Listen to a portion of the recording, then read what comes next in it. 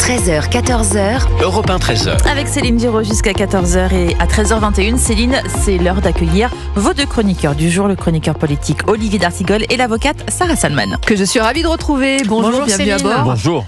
Et on va tout de suite filer du côté de Sciences Po. Pourquoi ? Parce que les rassemblements pro-palestiniens à l'intérieur de cette université prestigieuse sont toujours organisés. L'établissement a pourtant été cet été au cœur d'une crise à cause de ces rassemblements.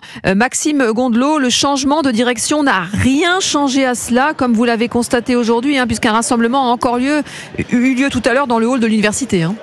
Tout à fait, Céline. C'est presque un jeudi ordinaire ici à Sciences Po Paris. Depuis le début de l'année scolaire, les étudiants pro-palestiniens se rassemblent tous les jeudis entre 12h15 et 12h30. Ils sont généralement masqués, portent des kéfiers et drapeaux palestiniens. Viva, viva Palestine. On est tous des enfants de Gaza ou encore abat le colonialisme. Voilà quelques slogans que j'ai pu entendre aujourd'hui. Ce créneau, comme vous l'avez dit, est autorisé par la direction après des négociations avec les syndicats étudiants. Le but est simple, canaliser les protestations dans un lieu fixe, le hall d'entrée, et dans la durée, pendant 15 minutes à l'intercours seulement. Louise Garnier, étudiante en Master 1 et responsable de l'Uni à Sciences Po Paris, présente tout à l'heure lors du rassemblement, regrette qu'aucune sanction n'ait été prise malgré les commissions disciplinaires au sein de l'établissement. Merci Maxime Gondelot en direct de Sciences Po. Sarah Salman, ce sont des rassemblements en fait anti-israéliens.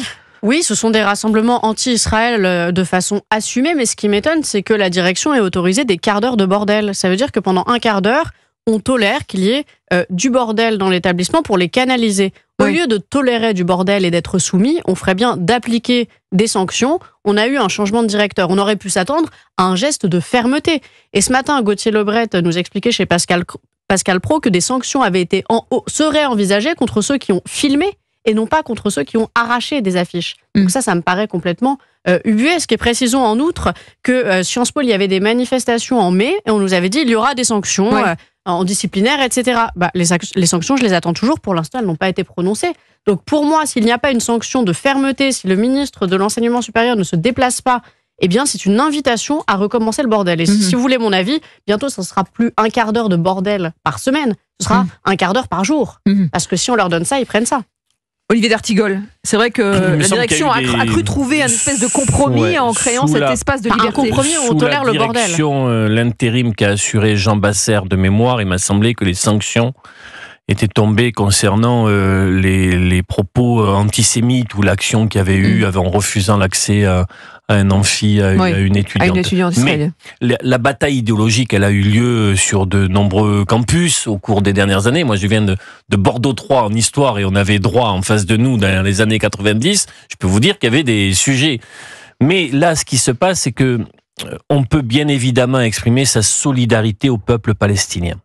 On peut dénoncer le processus de colonisation en Cisjordanie, à la condition qu'il y ait une condamnation très ferme et très claire du pogrom du 7 octobre et la reconnaissance de l'État d'Israël avec sa capacité de se défendre et de vivre en totale sécurité. Mais pas à l'intérieur de l'établissement.